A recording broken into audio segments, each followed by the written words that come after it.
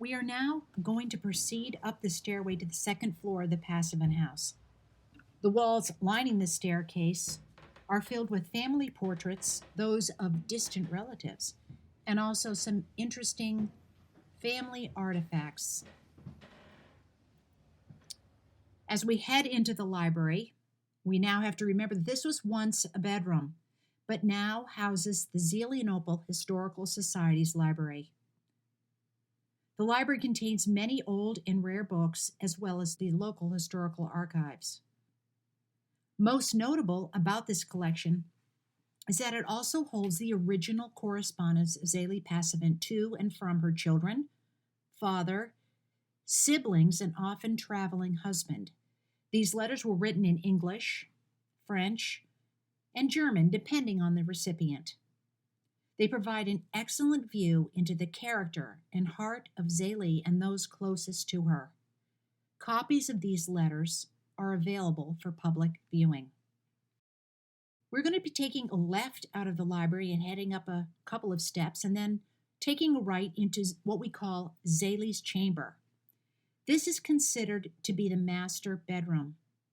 Starting on the right-hand side of the room, we see displayed many personal artifacts belonging to the family, actually used by the family. This room was also used for more than just sleeping, as it doubled as a homeschooling room for the children. We have evidence of that as the teaching boards, examples of schoolwork, and Zélie's own lap desk are on display. As mentioned, much of Zélie's time was spent in correspondence. She was particular about her writing utensils and cut her own quills. Also on display is the green immigrant trunk that belonged to the Passavants and was originally used by Zélie and Philippe to carry their possessions from Germany via ship and then by Conestoga wagon to western Pennsylvania. The other chest and the leather satchel as well were used exclusively by the family also.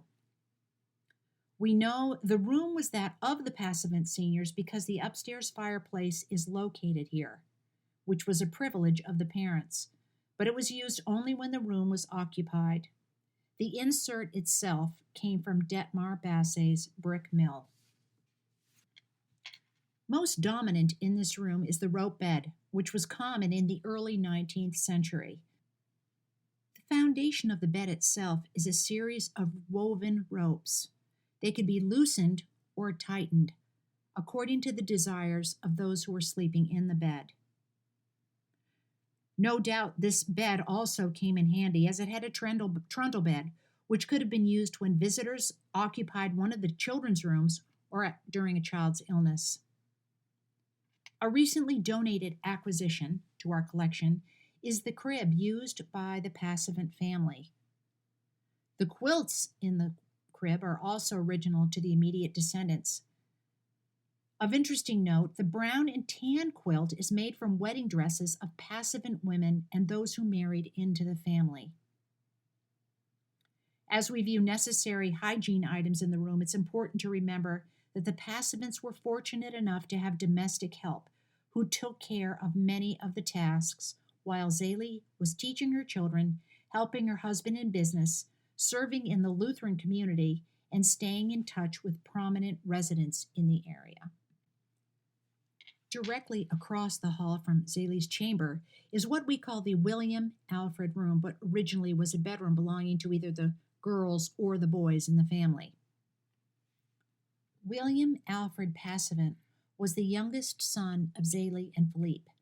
He was born in 1821 and died at the age of 73 in Pittsburgh. William Alfred was a Lutheran minister and philanthropist.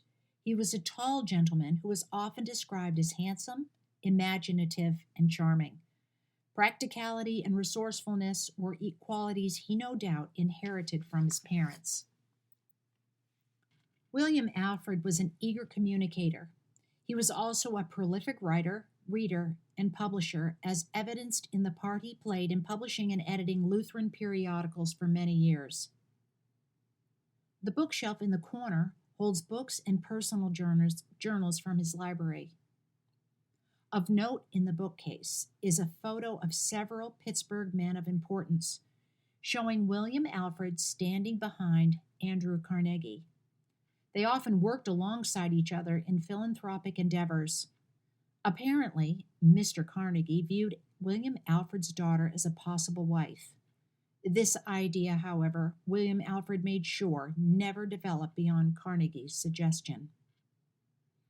Portraits of William Alfred and his wife Eliza, who he married in 1845, are prominent in this room.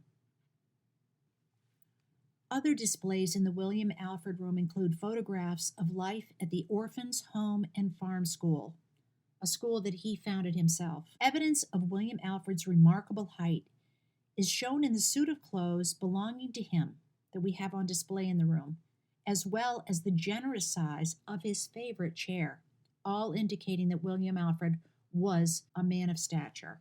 Probably the most unique item in the room is the death mask of William Alfred. Death masks were typical of the era as a way of remembering the dead during the mourning period when embalming practices did not allow for any length of time between death and burial. For friends or family to pay their respects to the deceased, the face mask prolonged visitation for days and weeks.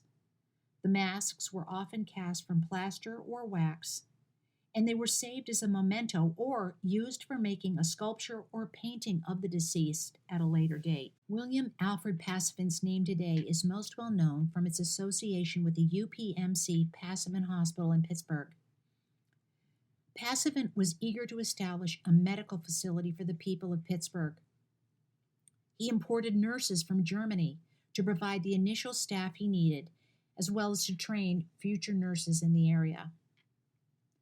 Aside from pastoring in the Baltimore and Pittsburgh area for decades, William Alfred Passavant founded many other institutions in the area. Just a few of them are Thiel College, the Passavant Memorial Home for the Epileptic in Rochester, Pennsylvania, the Orphans' Home and Farm School in Zelienople. We also can't forget the years he pastored faithfully in downtown Pittsburgh. His resume is extensive. William Alfred and his wife Eliza are buried in Zelienople, along with 4 of their 10 children. This brief overview of the history of the Passavant family is meant to be an encouragement for you to visit the Zelienople Historical Society Passavant House. We enthusiastically invite those who love history to call to set up a tour and have one of our docents shine more light on the accomplishments and influence of this remarkable family.